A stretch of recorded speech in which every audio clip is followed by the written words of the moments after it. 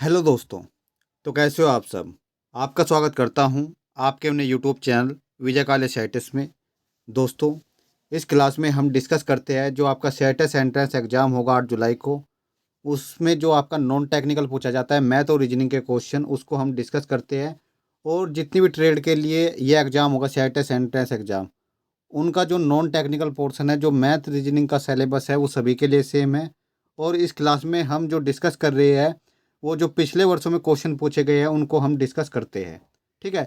इससे पहले हमने मॉडल पेपर 1 और मॉडल पेपर 2 जो था उसको डिस्कस कर लिया है। जिन स्टूडेंट ने अभी तक वो क्लास नहीं देखी है, चैनल पे जाओ। ठीक है, वहाँ एक प्लेलिस्ट बनी हुई है, वहाँ जाकर आप वो भी क्लास देख ले। अगर आप इन जो ये मॉडल पेपर है इनको अच्छे से समझ लेते हो तो डेफिनेटली आप 25 के 25 क्वेश्चन कर पाओगे, किसी प्रकार की कोई दिक्कत नहीं होगी। अगर आपको पीडीएफ चाहिए, ठीक है, नॉन टेक्निकल की, तो सिंपली आपको ये मिलेगी टेलीग्राम चैनल पे। तो आपको सर्च कर लेना है @वे टू राइट। तो विजय काले सीआईएस के नाम से टेलीग्राम चैनल आ जाएगा, उसको ज्वाइन कर लेना है। और जो इलेक्ट्रीशियन ट्रेड के स्टूडेंट है उनको ज्वाइन करना है @CITES इलेक्ट्रीशियन। ठीक है, जैसे आप ये सर्च करोगे तो चैनल आ जाएगा, उसको ज्वाइन कर लेना है आपको। ठीक है। तो आज हम मॉडल पेपर 3 डिस्कस करेंगे। ठीक है दोस्तों। बाकी जो स्टूडेंट इस चैनल पे नए हैं वो चैनल को सब्सक्राइब कर ले, क्योंकि यहाँ पर आपको सीआईएस के रिगार्डिंग सारी जानकारी टाइम टू टाइम मिलती रहती है।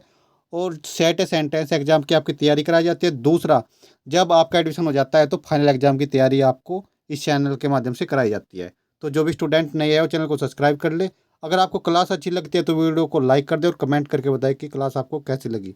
और हाँ दोस्तों, जो स्टूडेंट टेक्निकल पोर्शन जिससे आपके 75 क्वेश्चन पूछे जाएंगे, अगर उसकी तैयारी अच्छे से करना चाहता है तो वो ई क्वेश्चन बैंक के माध्यम से कर सकता है। ई क्वेश्चन बैंक का लिंक आपको नीचे डिस्क्रिप्शन में मिल जाएगा, वहाँ से आप ई क्वेश्चन बैंक लेकर अपनी तैयारी अच्छे से कर सकते हो। तो चलिए स्टार्ट करते हैं। आज का हमारा जो पहला प्रश्न है, ये कह रहा है वर्ग की भुजा 3√2 है, उसके विकर्ण की लंबाई होगी। ठीक है। तो देखिए हमें क्या बताना है। वर्ग की भुजा इसने दी है, ठीक है, विकर्ण की लंबाई पूछी है, तो इसके लिए एक फॉर्मूला ध्यान रखना पड़ेगा। मैंने पहले बताया था जितने भी फॉर्मूला है वो आपको ध्यान रखने पड़ेंगे। मैंने एक सिलेबस की एक वीडियो बनाई थी, जितने भी उसमें चैप्टर है सभी के जितने फॉर्मूले हैं उनको लिख लो। अगर आप वो भी ध्यान रख लेते हो और सिंपली वैल्यू पुट करोगे तब भी आपके मैक्सिमम क्वेश्चन हो जाएंगे। तो देखिए वर्ग की भुजा दी है इसने 3√2 सेंटीमीटर, विकर्ण की लंबाई पूछी है। तो देखिए जब हम विकर्ण की लंबाई निकालते हैं तो कैसे निकालते हैं विकर्ण की लंबाई। विकर्ण की लंबाई हम निकालते हैं, देखिए इसका फॉर्मूला होता है क्या। इसका फॉर्मूला होता है √2 गुणा भुजा। ठीक है, ये फॉर्मूला होता है। अगर आप √2 की गुणा भुजा में कर दोगे तो विकर्ण की लंबाई आ जाएगी। अब करते हैं मल्टीप्लाई। √2 में जब मल्टीप्लाई करेंगे वर्ग की भुजा की 3√2, तो √2 की गुणा होगी तो क्या हो जाएगा, ये वर्गमूल का साइन हट जाएगा तो 2 बन जाएगा। 2 गुणा 3 गुणा 2 बराबर कितना आ जाएगा, 6 आ जाएगा हमारा आंसर। ठीक है। तो आप देख सकते हो ऑप्शन नंबर डी आपका आंसर हो जाएगा। ठीक है, ये रहा ऑप्शन नंबर डी। तो नेक्स्ट क्वेश्चन की तरफ चलते हैं। आई होप आपको समझ में आया होगा। कोई ज़्यादा हाई लेवल क्वेश्चन वो नहीं पूछेगा, फॉर्मूला बेस्ड क्वेश्चन आएंगे, इस बात का ध्यान रखना। अब क्वेश्चन नंबर 2 को डिस्कस कर लेते हैं। तो देखिए क्वेश्चन नंबर 2 में ये क्या कह रहा है। ये कह रहा है एक गाड़ी 25 मीटर प्रति सेकंड की चाल से चल रही है, वह सिग्नल को 10 सेकंड में पार कर लेती है। तो क्या करना है, मीटर में हमें गाड़ी की लंबाई क्या होगी, मीटर में बतानी है गाड़ी की लंबाई। देखिए जो गाड़ी की लंबाई है, गाड़ी की लंबाई से मतलब क्या है, गाड़ी की जो लंबाई है उसका मतलब है दूरी से। ठीक है।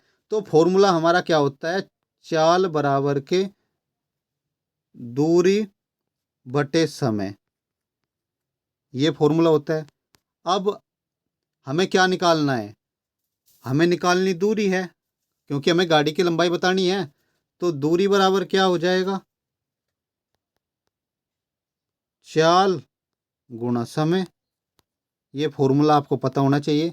देखो 40 ने 25 मीटर प्रति सेकंड दी है और जो समय दिया है वो 10 सेकंड दिया है। अब दोनों की मल्टीप्लाई कर देनी है।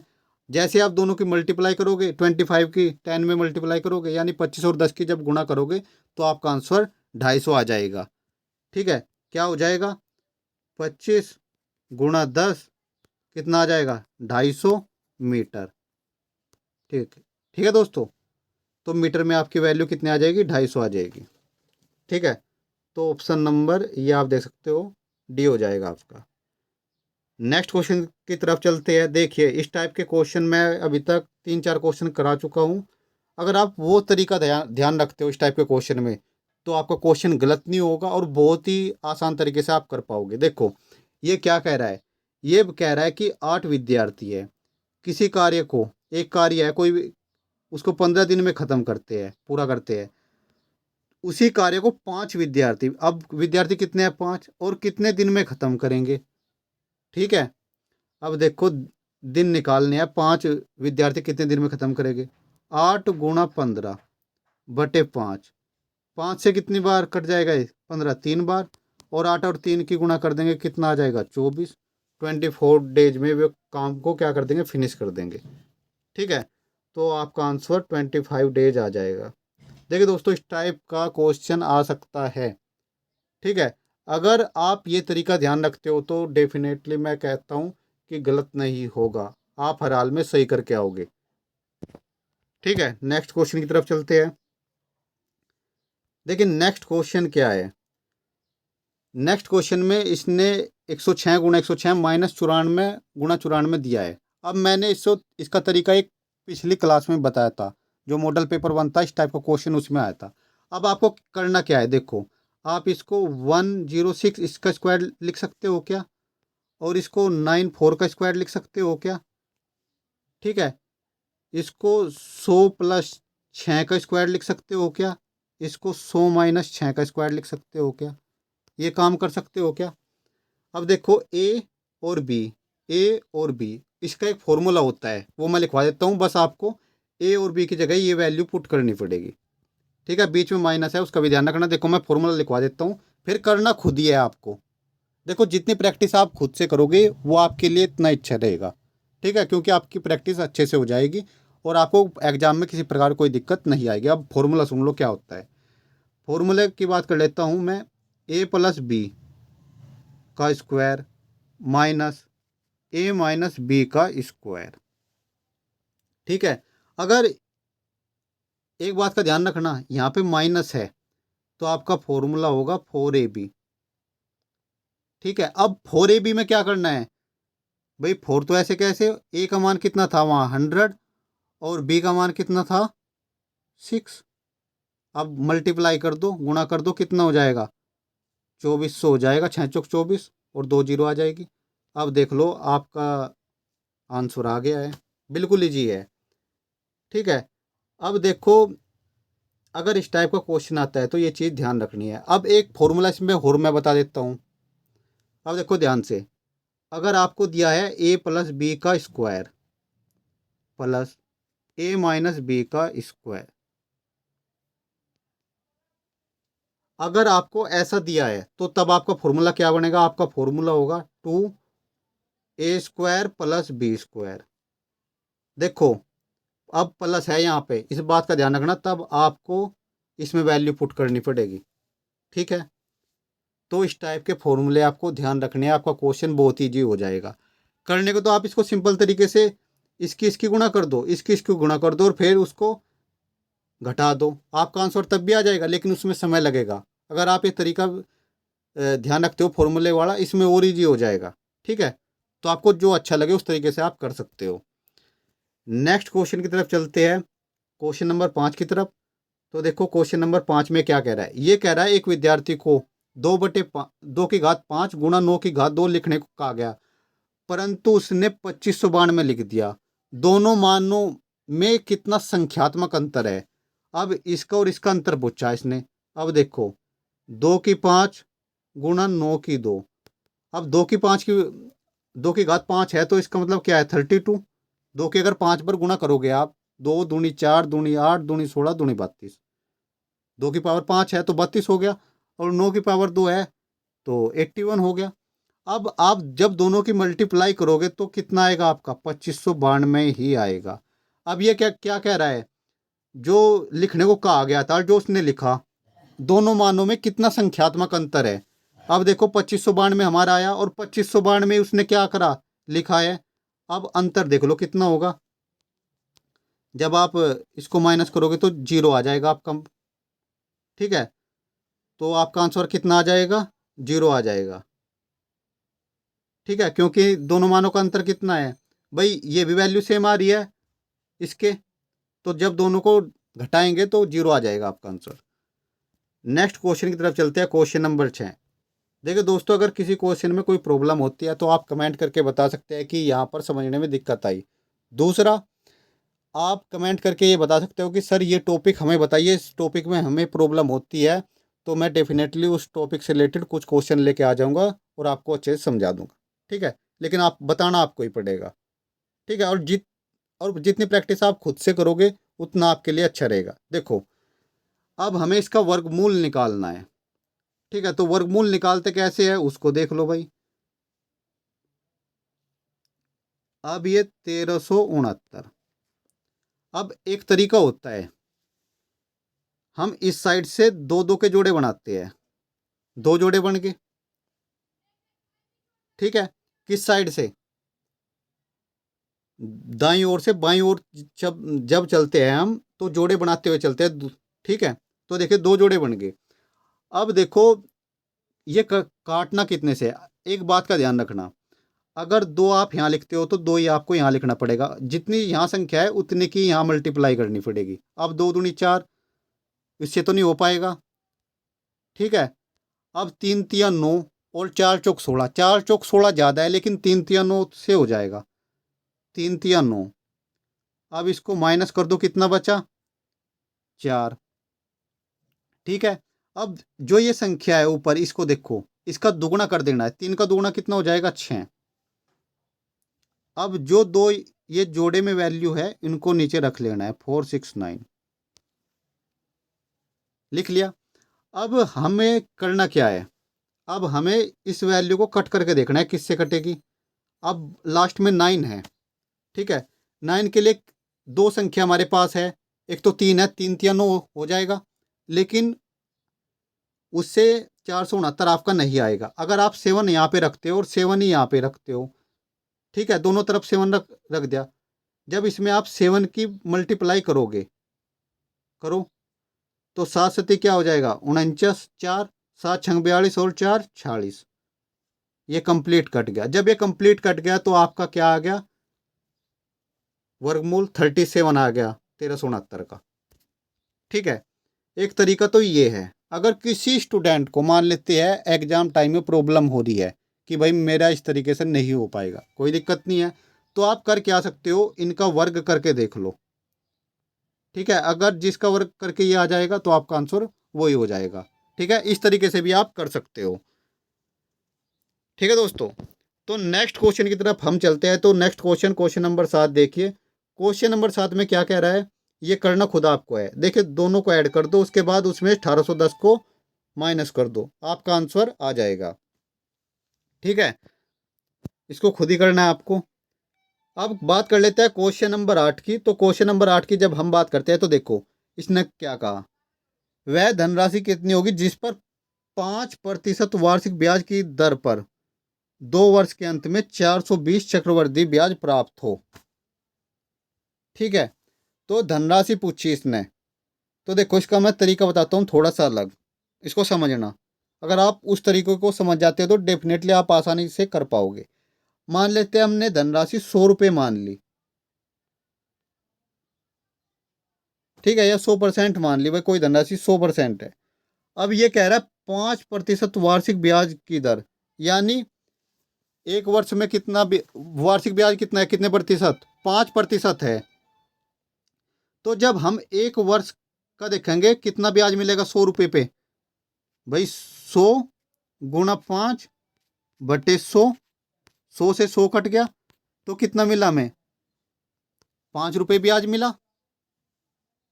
ठीक है, अब 2 वर्ष बाद कितना मिलेगा, देखिए 2 वर्ष बाद कितना मिलेगा वो बता देता हूँ। 2 वर्ष बाद की जब हम बात करते हैं, 5 ये तो ऐड होगा ही होगा, प्लस ये उसके बाद क्या, जो 5 है और 5 का, क्योंकि 5 पे कितना 5% मिलेगा भाई, ये तो है ही है, लेकिन जो 5 है उस पर भी तो 5% मिलेगा। चक्रवर्ती ब्याज है ना, ये चक्रवर्ती ब्याज दिया इसने 420 रुपये बटे 100। जब आप इसको डिवाइड करोगे तो 5.25 आपका आ जाएगा, यहाँ से इतने प्रतिशत आ जाएगा। ठीक है, अब 2 वर्ष बाद कितना 5.25। अब देखो इसको ध्यान से, यहाँ से कितना आया 5.25, और ये क्या कह रहा है, कितना ब्याज मिला 420 रुपये मिला।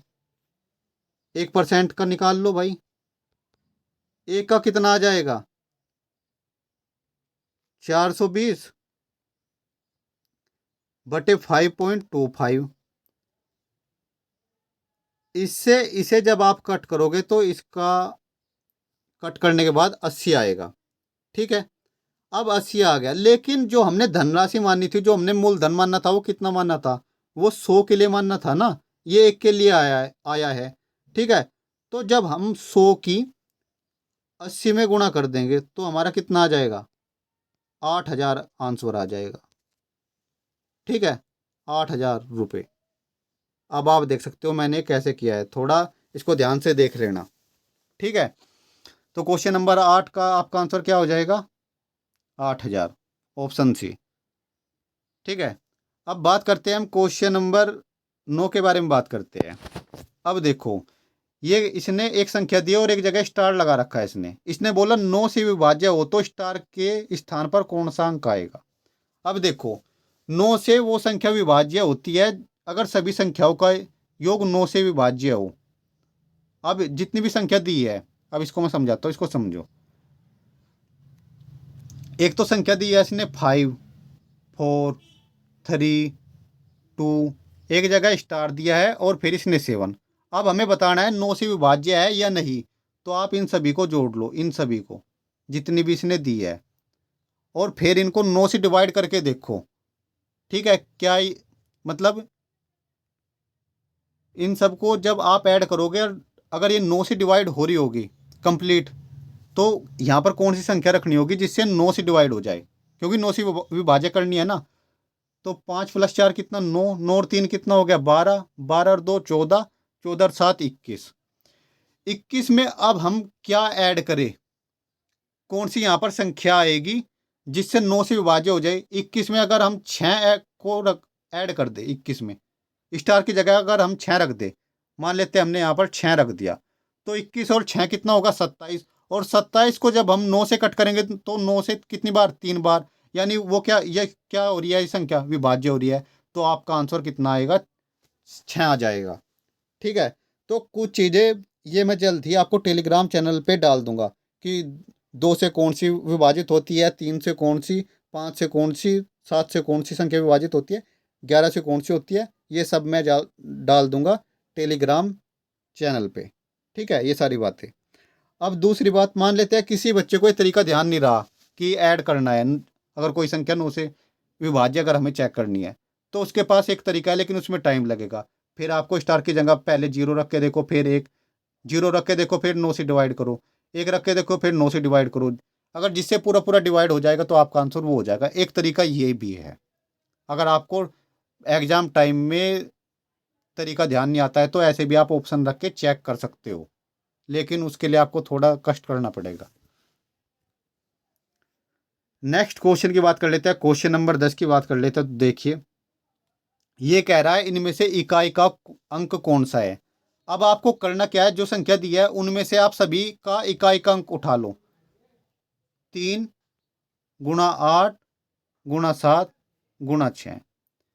अब देखो, 3 की 8 में गुणा करेंगे तो 24 आएगा। कितना 24 आएगा। अब 24 में से भी इकाई का अंक उठा लो, भाई आसान हो जाएगा। 4 उठा लिया, 4 और 7 की गुणा करो, कितना होगा 28। अब 28 में से भी इकाई का अंक उठा लो और इकाई की इसमें 6 में गुणा कर दो, 6 × 2 = 48, और 48 में आप इकाई का अंक देख लो क्या है 8 है। ठीक है, अब 8 है तो आपका आंसर क्या हो जाएगा डी हो जाएगा। ठीक है, सभी की गुणा करने की जरूरत नहीं है, सिर्फ इकाई के अंक की ही गुणा करो। ठीक है, अगर आप सभी की गुणा करने बैठ गए तो बहुत ज़्यादा टाइम लग जाएगा। इकाई के अंक के लिए सिंपल तरीका है, इकाई के अंक की गुणा करते रहो, बस ये तरीका है। अब देखो क्वेश्चन नंबर 11 में ये क्या कह रहा है, इसको ध्यान से देखो। इस टाइप के क्वेश्चन आते हैं और कुछ नहीं है, क्वेश्चन बिल्कुल इजी क्वेश्चन है। अब ये कह रहा है एक गांव में 30% लोग शिक्षित है।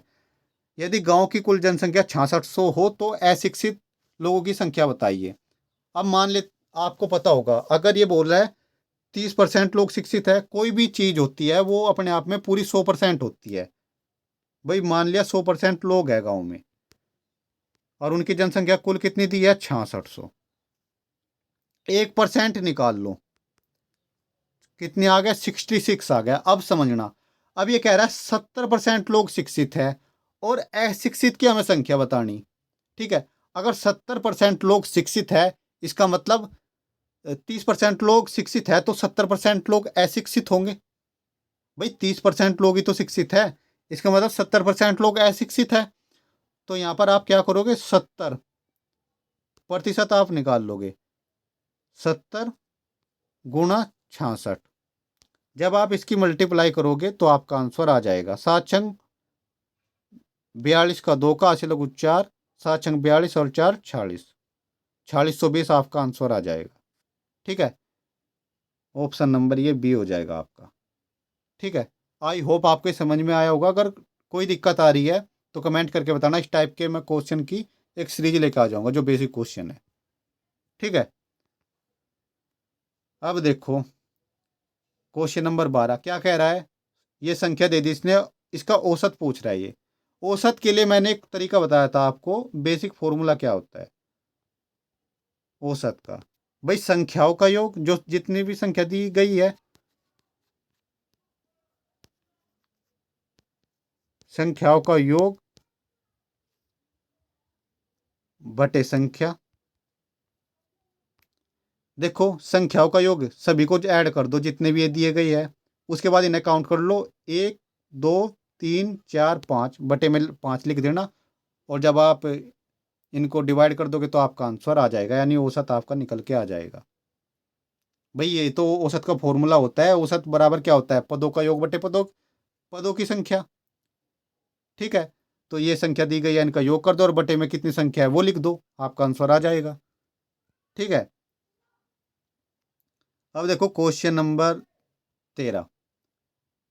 आसान क्वेश्चन है लेकिन समझने की कोशिश करना। ये कह रहा है एक समचतुर्भुज के विकर्ण 12 सेंटीमीटर और 16 सेंटीमीटर है, तदनुसार उसकी भुजा की लंबाई ज्ञात कीजिए। देखिए समचतुर्भुज है, यानी सभी भुजाएं उसकी समान होगी। ठीक है, ये मैं ऐसा कुछ समचतुर्भुज बना देता हूँ, सभी भुजाएं समान है इसकी। अब इसने विकर्ण की लंबाई दी है दोनों की, एक विकर्ण ये दे दिया, एक विकर्ण ये दे दिया, इनको कोई भी नाम दे दो, ए बी सी डी। अब देखो ये कंप्लीट जो 12 सेंटीमीटर है, कंप्लीट ये 12 है, तो हाफ कितनी हो जाएगी, ये 6 हो जाएगी, ये 6 हो जाएगी। ठीक है, अब एक इसने 16 दी है तो ये एक 8 हो जाएगी और दूसरी 8 हो जाएगी। कोई दिक्कत तो नहीं है। भाई यहाँ से लेकर यहाँ तक कितनी हो जाएगी, हाफ 8, और यहाँ से लेकर यहाँ तक कितनी 8, और यहाँ से लेकर यहाँ तक कितनी 6, और यहाँ से लेकर और यहाँ तक कितनी 6। कंप्लीट 12 दी है और कंप्लीट 16 दी है, इसमें तो किसी को कोई दिक्कत नहीं होगा। अब ये कह रहा है भुजा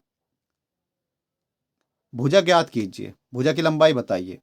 अब भुजा निकालनी है, यानी ए बी की लंबाई निकालनी है, ए बी या फिर ए डी या सी डी या बी सी, क्योंकि आपको पता होना चाहिए समचतुर्भुज की सभी भुजाएं समान होती है।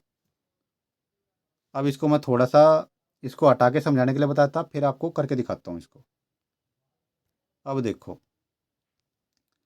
इसको ध्यान से देखना। अब ये कितनी मैंने, ये 6 मानी थी और ये 8। आप यहाँ पर 8 या फिर इसको 6 ऐसे मान सकते हो, तब भी कोई दिक्कत नहीं होगी। ठीक है, उससे कोई फर्क नहीं पड़ेगा, इस बात का ध्यान रखना। कभी कोई कहने लगे इसको ऐसे नहीं रख सकते, बिल्कुल रख सकते हैं। अब यहाँ पे देखो हमें निकालनी क्या थी, हमें निकालना था ये वाला, ठीक है, ये लंबाई हमें निकालनी थी। ठीक है, जैसा आपको पता होगा पाइथागोरस जो परिमेय है उसका अगर आपको पता होगा, आपने 8th या 10th में क्वेश्चन भी किए होंगे। उसका सिंपल एक फॉर्मूला होता है, वो क्या होता है, वो होता है हमारा, देखिए, कर्ण का स्क्वायर बराबर लंब का स्क्वायर प्लस आधार का स्क्वायर, ये आपको पता होगा। ठीक है, अब ये देखो, ये क्या है, लंब है, ये क्या है, हमारा आधार है। हमें ये वाली भुजा की लंबाई ज्ञात करनी है, यानी कर्ण ज्ञात करना है हमें। तो क्या करेंगे हम, अब लंब कितना है, 6 का स्क्वायर कर दो, आधार कितना है, 8 का स्क्वायर कर दो, कर दिया आपने। 6 का स्क्वायर करो कितना हो जाएगा, 36, और प्लस 8 का स्क्वायर करोगे तो 64। अब दोनों को ऐड करो कितना आ जाएगा, 100। ये कर्ण का स्क्वायर है। ठीक है, अगर आप कर्ण बराबर निकाल लोगे तो कितना आएगा, इसको मैं यहाँ बता देता हूँ। कर्ण का स्क्वायर कितना आया, एक सेकंड, कर्ण का स्क्वायर कितना आया, 100 आया। अब अगर मैं कर्ण निकाल लूँ तो क्या हो जाएगा, 10 आ जाएगा क्या, जब इसका हम वर्गमूल करेंगे। ठीक है, अगर हम स्क्वायर करेंगे तो फिर वही आपका 100 हो जाएगा। ठीक है, तो हमने यहाँ पर क्या किया है, वर्गमूल कर दिया। तो कर्ण की वैल्यू कितनी आ गई, जो कर्ण है उसकी वैल्यू 10 आएगी, और कर्ण का मतलब ही क्या है, भुजा की लंबाई। तो भुजा की लंबाई कितनी आ गई आपकी, 10 सेंटीमीटर आ गई। अगर किसी स्टूडेंट को इस क्वेश्चन में कोई दिक्कत हो तो वो पूछ सकता है कमेंट के माध्यम से। ठीक है, अब नेक्स्ट क्वेश्चन की तरफ चलते हैं। देखिए, अगर इस क्वेश्चन में जो मैंने तरीका बताया, इस टाइप के क्वेश्चन में अगर वो तरीका आप फॉलो करोगे, इससे पहले भी हमने ये क्वेश्चन डिस्कस किया है इसी मॉडल पेपर में। तो अब देखिए, ये कह रहा है 30 आदमी हैं और 18 दिन में काम पूरा कर सकते हैं, यदि उनके साथ 6 अन्य श्रमिक लगा दिए जाए। यानी 30 तो वो है, और 6 और ऐड कर दिए, 30 और 6 कितने हो गए, 36। तो काम कितने दिन में हो जाएगा। तो देखो क्या करेंगे, डी बराबर कितना हो जाएगा, 30 गुणा 18 बटे 36। ठीक है, 18 से कितनी बार कट गया, 2 बार, 2 से कितनी बार कट गया, 30, 15 बार। तो क्या करेंगे, 15 दिन में वे काम को पूरा कर देंगे। ठीक है, तो आपका भाई ये आंसर क्या हो गया, ऑप्शन नंबर बी। इस टाइप के क्वेश्चन में, ये जो इस टाइप के मैं आपको क्वेश्चन बता रहा हूँ, जो मैंने तरीका बताया है वो ही तरीका ध्यान रखना, बहुत ही ईजी तरीका है, आसानी से कर पाओगे और कोई गलती भी नहीं करोगे। ठीक है, आगे चलते हैं। अब देखो, मैंने पहले आपको इस टाइप का एक शॉर्ट तरीका बताया था, कि बहुत ही आसान तरीका मैंने बताया था।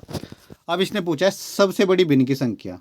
अब देखो इसको करना कैसे है, क्वेश्चन नंबर 15 को देखो, इसने दिया क्या है, 6/7, 4/5, 5/6 और 7/8 ये दिया है। मैंने हमेशा आपको एक बात बोली थी इस टाइप के क्वेश्चन में, कि पहले आपको अंश और हर दोनों का डिफरेंस कर लेना है। कर लिया, डिफरेंस करके आपको नीचे लिख लो, लिख लिया, कोई दिक्कत। सभी का डिफरेंस कितना है, 1 है। अब जो अंश है आपका, जो ऊपर वाली संख्या है, उसको ऊपर रख दो, 4, 5, 7। जब आप इसको डिवाइड करोगे तो देख लो, डिवाइड करने के बाद आपके पास सबसे बड़ी संख्या क्या होगी, यानी 7/8 आपकी सबसे बड़ी संख्या है। और पूछ लेता सबसे छोटी संख्या कौन सी है, तो 4/1 हो जाती। ठीक है, तो इस बात का आपको ध्यान रखना है, यही तरीका आपको, अगर भिन्न पूछता है वो छोटी बड़ी, तो ये तरीका आपको ध्यान रखना है, 7/8 आपकी बड़ी भिन्न हो जाएगी। अब बात कर लेते हैं क्वेश्चन नंबर 16 की। देखो, इसने एक भिन्न दे दी और उसको प्रतिशत में व्यक्त करना है। देखिए, मैंने आपको बताया था, अगर कोई भी संख्या दी गई है या कोई भिन्न दी गई है और प्रतिशत में उसको निकालना है, सिंपल 100 की गुणा कर दो, 3/4 गुणा 100। ठीक है, जब आप इसकी गुणा करोगे तो 4 से कितनी बार ये कट जाएगा, 25 बार। और इसकी मल्टीप्लाई कर दो, कितना आ जाएगा, 75। भाई कितना आएगा, 75% आ जाएगा आपका। ठीक है, तो आपका आंसर ऑप्शन नंबर सी हो जाएगा। ठीक है दोस्तों, तो चलिए नेक्स्ट क्वेश्चन की तरफ बढ़ते हैं आगे। तो देखिए दोस्तों, नेक्स्ट क्वेश्चन की तरफ बढ़ते हैं, क्वेश्चन नंबर 17 की तरफ। अच्छा क्वेश्चन है और फॉर्मूला बेस्ड क्वेश्चन है। इसने भुजा दे दी ये, और समसठ भुज का क्षेत्रफल पूछ लिया। अब आपको ये फॉर्मूला पता होना चाहिए, समसठ भुज का क्षेत्रफल क्या होता है। तो मैं बताता हूँ आपको, जो समसठ भुज का क्षेत्रफल होता है वो क्या होता है। वो होता है आपका 6 × √3/4 गुणा भुजा का स्क्वायर। भुजा का स्क्वायर ये आपका समसठ भुज का क्षेत्रफल होता है। अब वैल्यू को पुट करो, 6 × √3/4 गुणा भुजा का स्क्वायर करना है। भुजा दिया है कितनी, 2√3।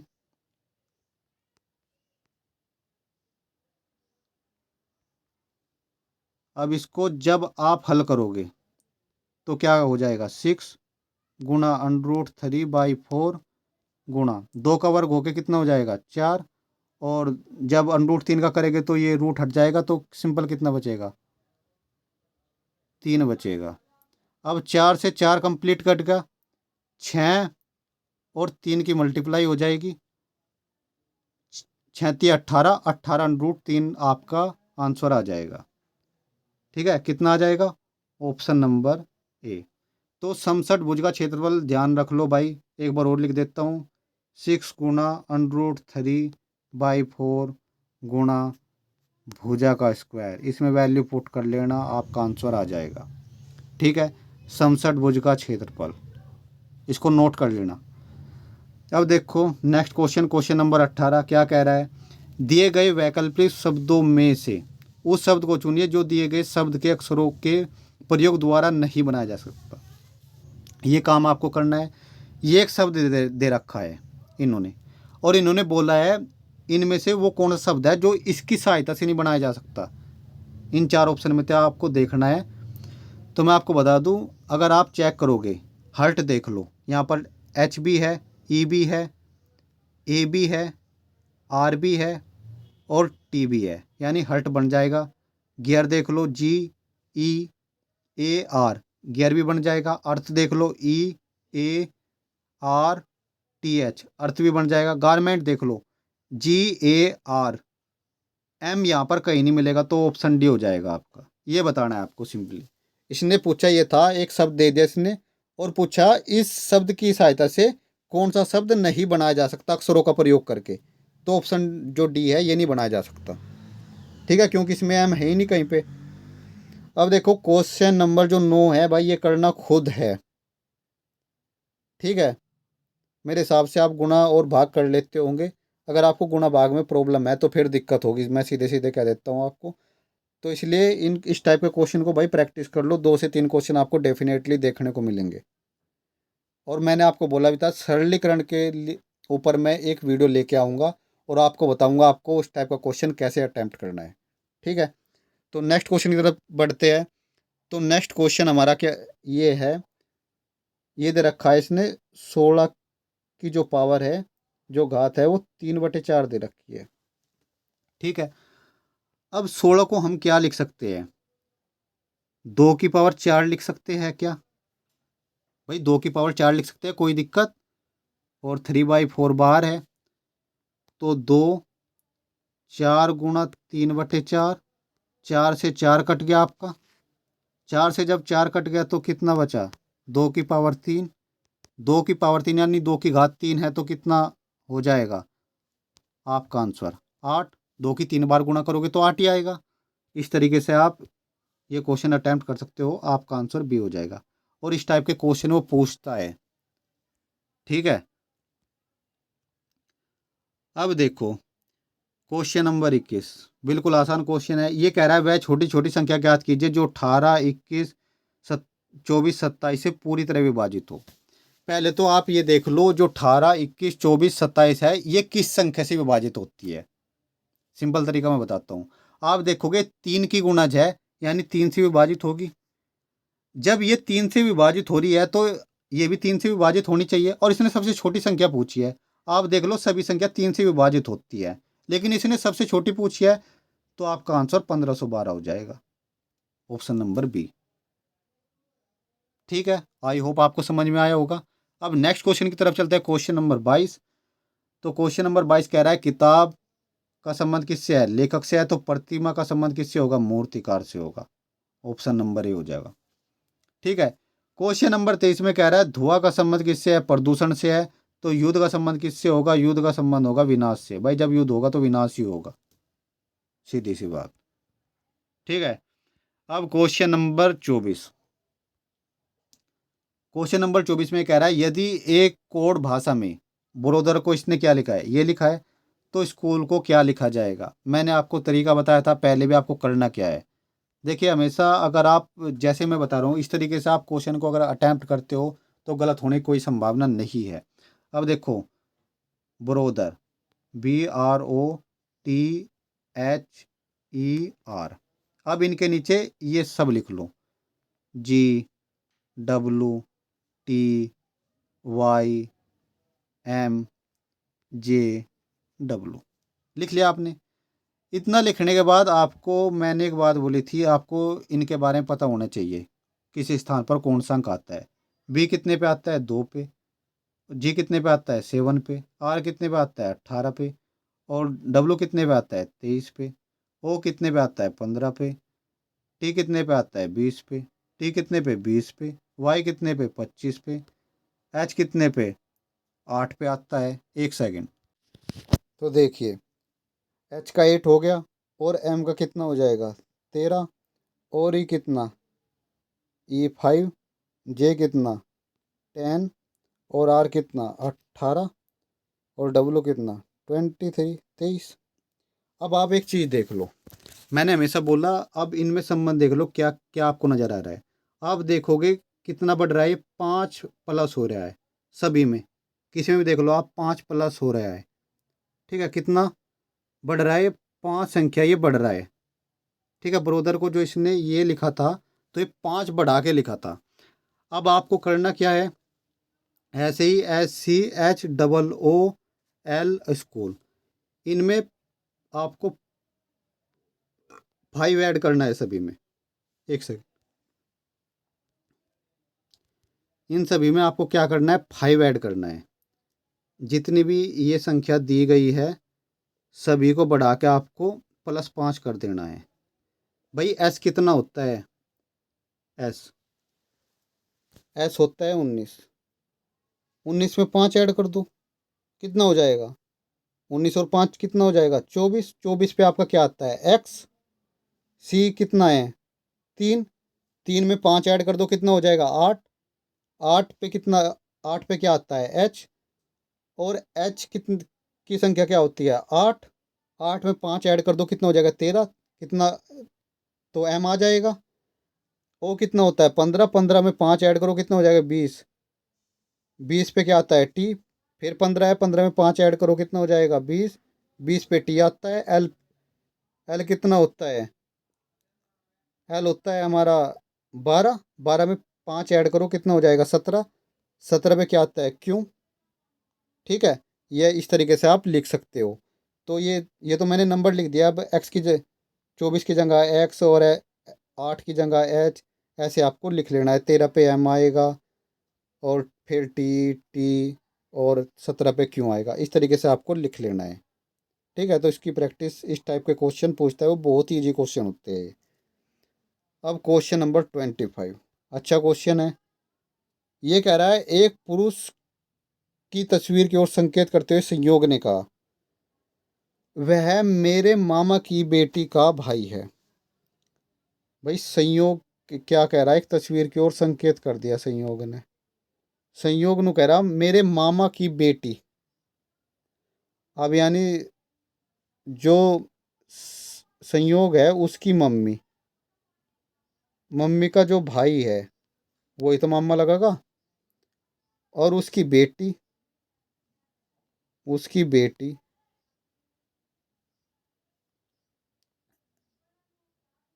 ठीक है, और भाई कौन लगेगा?